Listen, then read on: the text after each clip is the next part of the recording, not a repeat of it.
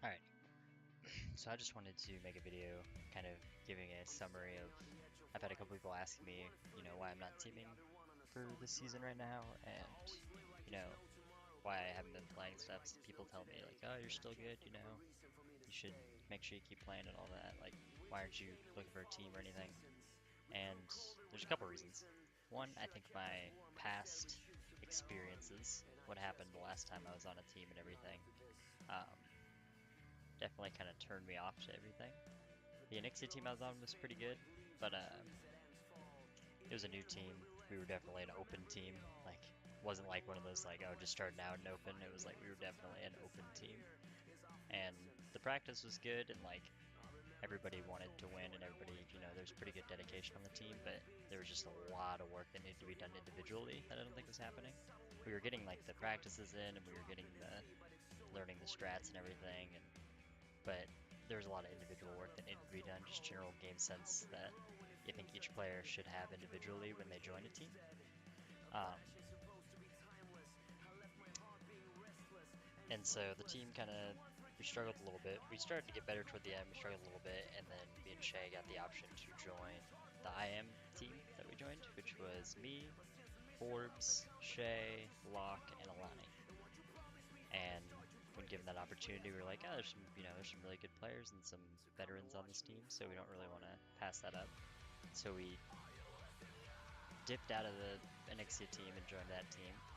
And right away, it seemed a little, I don't know, there was some tension.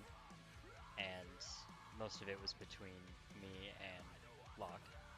And I think the problem was me and Shay always kind of had this stigma. I felt like when people, I don't know, I mean, we didn't get talked about that much, but I felt like I was always belittled because we were the new guys, the guys that didn't play 1.6, didn't play CS Source and all that. Like we were the new guys, and it's like we don't know as much as the old veterans, right? But I am an extremely competitive person, and so once I started dedicating getting into competitive Counter Strike, I put an absurd amount of time into this game in a year, and a lot of it was in game, a lot of it was deathmatch and stuff, playing pugs, playing matchmaking, all that. But on top of that, I put just as much time into learning the game at a high level as far as like watching pro matches. I watched so many pro matches, old, new, whatever. Watching strat videos, watching theory crafting, just learning how the game works inside and out, learning economy, learning, game sense, like all this stuff, and easily watched. Like it was like, wake up, go to work, work until 2, 3 in the afternoon, play CS for 6, 7 hours, and then the rest of the night I would watch CS for another 5, 6 hours. And uh, through doing all this, I mean, I learned the game fairly well. I feel like, I mean, it's hard to, I don't want to toot my own horn, but I feel like I understand Counter Strike at a pretty high level. And even with all of that, I still felt like I was belittled a little bit, and there was a lot of ego issues, and it just felt like we gave up this team that we had, this team of semi-dedicated people, to join this other team, and even though we did that, it was still like, I don't know, it was a mistake. I feel like um, I mean most of it was fine. Like I mean, Alani is a great teammate, he's a really good for the CSGO community and all that, like all the stuff that he does is insane. um, Forbes is a great guy. I miss playing with him, our late night H1Z1s and all that. Um, but yeah, and then after the team kind of fell through, I just kind of lost all of my CS:GO gusto, and so I quote unquote retired for a little while. But I mean, it's Counter Strike. You never actually leave Counter Strike. But once you play Counter Strike, and once you get to the level that a lot of the Midwest guys are at, there's no you don't quit Counter Strike. And so now I've been coming back recently, and I've actually been playing for a while. I mean, as far as in pubs and stuff go, or pugs, I've been playing really well. Way more consistent, way more at a higher level than I did before. And I've been feeling pretty good about everything. I've been fucking with like Reek and Lonnie a little bit and a couple other guys, and I felt pretty damn good. We even scrimmed an IM team at one point one night, just like me, Alani, DMN, Swims 5 Alive, and Reek. We just scrimmed an IM team randomly because we had a 5-stack so we couldn't do pokes. And we won the scrim 16-14, and like I played really well, and so like everything just felt very easy and very, simple. But as far as joining another team, I've had about 3 or 4 people ask me to be on a team with them, and as much as I want to, it's difficult for me to, first of all, go back to all that again, but at the risk of just having another team fall through after putting a decent amount of work into it. Um, my work schedule is also kind of, I mean, it's a decent work schedule, but it's kind of tough because I have to be up early in the morning. I'm a catering manager at Jason's Deli now, and so I work 6 to 2 Monday through Friday, which is a pretty decent schedule actually, because like it'd be, work 6 to 2, come home, and have practice in the afternoons. But problem being, tired, can't be up too late. Got to be up at 5 o'clock in the morning, and there's always like an energy issue. Um, I told a couple people that I would be willing to be like a sub or like a coach or something, essentially, like a, just kind of help out with whatever they needed. And but nobody was really interested in that. They really just wanted players. Um, so yeah, I'm just remaining teamless right now, just pugging.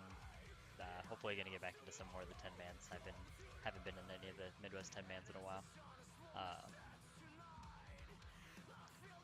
But yeah, just after all of the stuff that happened before and just how rotten and toxic it was at the higher level, the like even just slightly higher level, just going from open to IM, like the attitude and the stigma of everything was just absurd and kind of turned me off to the whole thing. I'm pride myself in not really being like a tilter. I'm a very strong mental person when it comes to competitive, just competition in general, whether it was cross country and track in high school or I played StarCraft 2 competitively, like all of that. My mentality was, always pretty good. But when you're on a team, StarCraft's a solo game, track cross country is solo. When you're on a team, you do have to rely on your teammates, and you all have to be on the same page. You all have to be, uh, you have to have synergy. You have to want to win together. You don't just want to win by yourself. You don't want the win for yourself. You want the win for your team and the 4 other people you're playing with. And so I guess I'm just hesitant to join anything. I might like limp dick my way into something. Like that's why I was saying like be a sub, kind of feel out the team, maybe do some scrims with them, see how it goes. But I don't want to dedicate saying yes, I will be a player for this roster and practice every day and do the matches and everything. I was almost thinking about trying to get just like a team of some aimers just to join open and just basically pug our way through open because I'm pretty confident we could. I mean, if you get a group of 4 guys that just know the game pretty well, strats be damned. You just have a good enough game sense, good enough feel for the game that you can win matches basically off pure aim.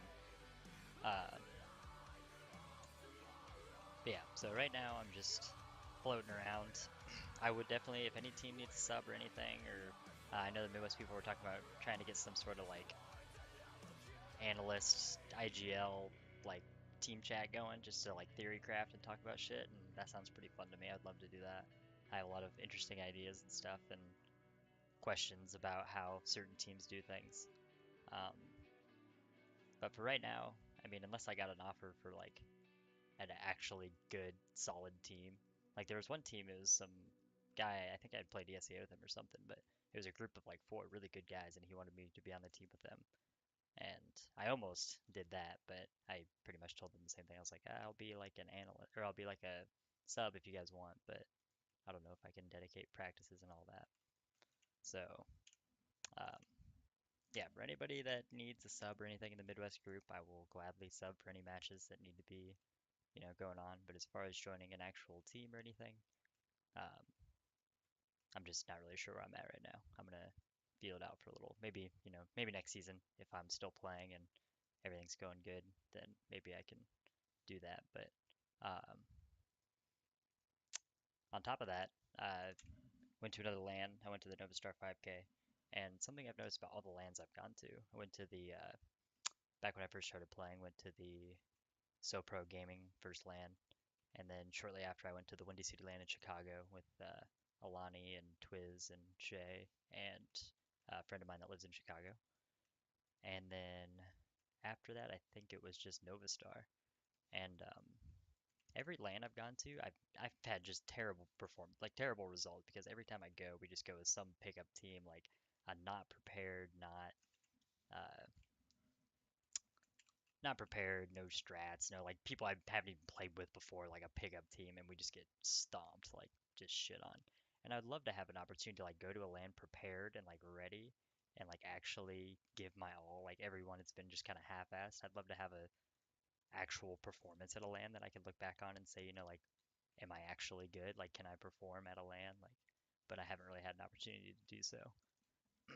Uh, it's funny at the Novastar LAN, like, to show how unprepared and stuff we were. We didn't even know, like, when we were in the first server, we didn't even know we were like picking maps. Like the map thing came up and like none of us were talking. We are all just like chilling out and like we all voted for like train because like other people were voting for train. And then we got into the map and we were like, wait, why the hell did we pick train? And we were like, wait, we were picking maps? I thought we were banning maps. And they're like, nope, we were picking maps. So we had to play train and we got like 16-2 on train or something ridiculous. Just got shit on. Um, yeah, it's just been so I mean I'd like an opportunity to go to a LAN with like a team.